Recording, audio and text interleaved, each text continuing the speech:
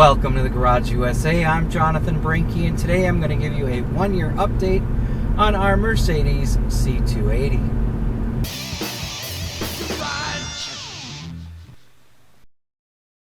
Before we get started, make sure you check out our new store for all the latest merchandise from the Garage USA, including some items that are available for a limited time.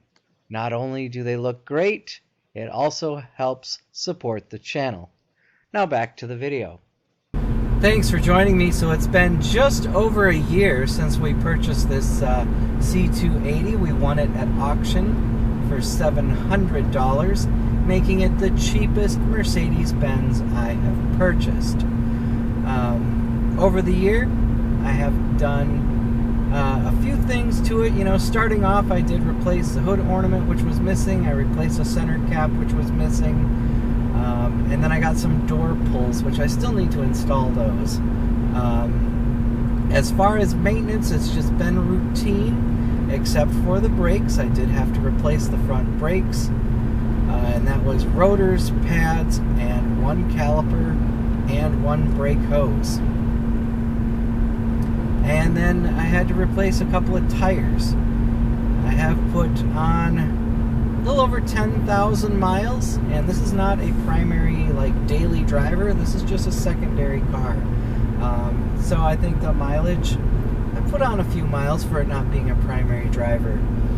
Other than that, the car has run very well. It does have that little intermittent issue with the air conditioning and heat, where sometimes it just turns off for a little bit and then turns back on.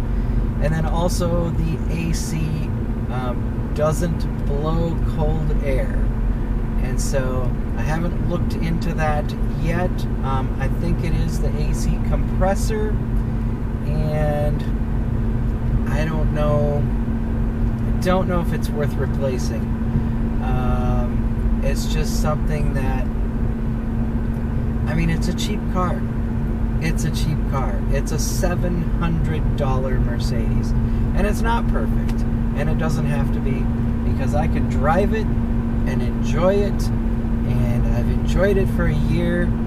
And, I mean, for $700, it's well worth it.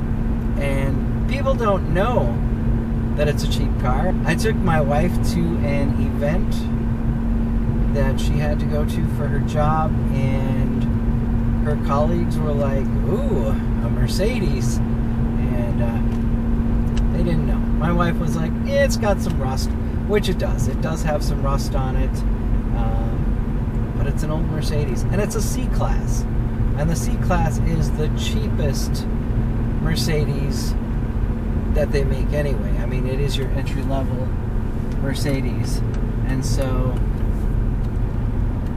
it's cheap to begin with. Quality, there are a few things in this one. I have a 2012 C300, and the quality on that does seem to be a lot better than the quality on this. Some of the things in here are incredibly cheap, including the door pulls, which are broken. Some of the switches, things like that, just not the quality that you would expect. But other than that, I have really enjoyed this car.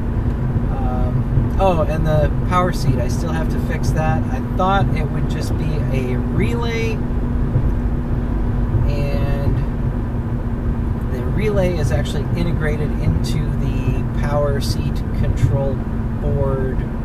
So it's not something that you can just replace the relay in the trunk like you used to be able to do. You have to actually replace the entire control board for the seat. So I think that one I found available for about $250.